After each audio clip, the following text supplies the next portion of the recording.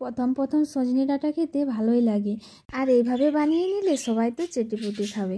একদম হাতে মেখে বানিয়ে নিন সজনে ডাঁটা আর আলুর মজাদার রেসিপি।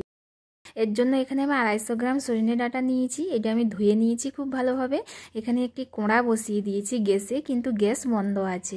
কোড়ার মধ্যে নিয়ে নিলাম সজনে ডাঁটা আর 2টি মিডিয়াম সাইজের আলু এভাবে কেটে রেখেছিলাম, সেটা দিয়ে দিয়েছি। আর এখানে 1 কাপের মতো ডাল নিয়ে নিয়েছি, মুসুরের ডাল, খুব ভালোভাবে ধুয়ে নিয়েছিলাম, সেটা দিয়ে দিলাম।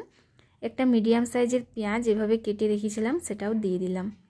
কিছু রসুনের কোয়া এভাবে গ্রেট করে রেখেছিলাম, সেটা দিয়ে দিয়েছি। আর হাফ পেঁয়াজ বাটা দিয়ে দিলাম। 2টো কাঁচা লঙ্কা এভাবে কেটে রেখেছিলাম, সেটা দিয়ে দিলাম। তো ঝাল আপনাদের পছন্দ মতো দিবেন। আর এখানে 1 চামচ সর্ষে বাটা দিয়ে দিলাম। এটা কিন্তু মাস্ট, এটা অবশ্যই দিবেন, না হলে ভালো লাগবে না। আর এখানে 1 চামচের মতো হলুদের গুঁড়ো দিয়ে দিলাম, আর পরিমাণ মতো নুন দিয়ে দিলাম। অল্প চিনি দিয়ে দিয়েছি। আর এখানে সরষের তেল দিয়ে দিচ্ছি। তো আপনারা চাইলে যে কোনো রান্নার তেল দিতে পারেন, সাদা তেলও দিতে পারেন, কিন্তু সরষের তেল দিলে বেশি ভালো হয়। এবার এটাকে খুব ভালোভাবে মিক্স করে নিতে হবে, সব কিছু যেন খুব ভালোভাবে মাখা হয়।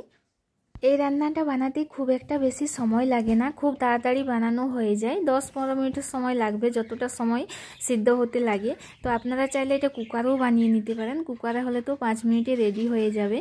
তো দেখুন আমি খুব ভালোভাবে মেখে নিয়েছি। এবার এখানে আমি জল দিয়ে দিচ্ছি, ঠান্ডা জলে দিয়ে দিচ্ছি। এখানে জল একটু বেশি পরিমাণে দিতে হবে, কারণ পরে আর জল দিব না, একবারেই দিয়ে দিচ্ছি। এবার গ্যাস অন করে দিয়েছি, দিয়ে ঢাকা দিয়ে এটা সিদ্ধ হতে দিয়ে দিলাম 5 মিনিট। তো 5 মিনিট হয়ে গেছে, আমি ঢাকা খুলে দেখে নিচ্ছি। তো দেখুন ডাল সিদ্ধ হয়ে গেছে, কিন্তু ঘাঁটা ঘাঁটা টাইপের এখনও হয়নি, এর জন্য আরেকটু লাগবে সময়। আলু ডাঁটা সব সিদ্ধ হয়ে গেছে, ডাঁটাগুলো তো একদম কচি ছিল, ওগুলো সিদ্ধ হতে বেশি সময়ই লাগবে না। এবার এটাকে আমি আরেকটু ঢাকা দিয়ে দিচ্ছি 2 মিনিটের মতো, তাহলে ঘাঁটা ঘাঁটা টাইপের হয়ে যাবে। তো 2 মিনিট হয়ে গেছে, ঢাকা খুলে নিয়েছি, আর গ্যাসের ফ্লেম মিডিয়ামে আছে। তো দেখুন ডালটি খুব ভালোভাবে সিদ্ধ হয়ে গেছে, রান্নাও আমার হয়ে এসছে। এবার এর মধ্যে আরেকটি জিনিস মিশিয়ে দিব, সেটা হচ্ছে জিরে বাটা। লাস্টে জিরে বাটা দিলাম, তার কারণ তাহলে জিরের গন্ধটা খুব ভালোভাবে ডালের সঙ্গে থেকে যাবে। আর আগে দিলে কি হতো, আগে দিলে গন্ধটা অতটা থাকতো না, এই জন্য লাস্টে দিয়ে দিলাম। আপনারাও একবার দিয়ে দেখবেন, খুব ভালো হয়। এবার গ্যাসের ফ্লেমটা একটু হাই করে না এটাকে একটু ফুটিয়ে নেবো, সামান্য, বেশি ফুটালে আবার গন্ধটি চলে যাবে।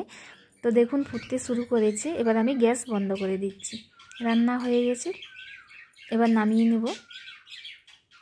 এখানে এই বাটির মধ্যে আমি নামিয়ে নিচ্ছি।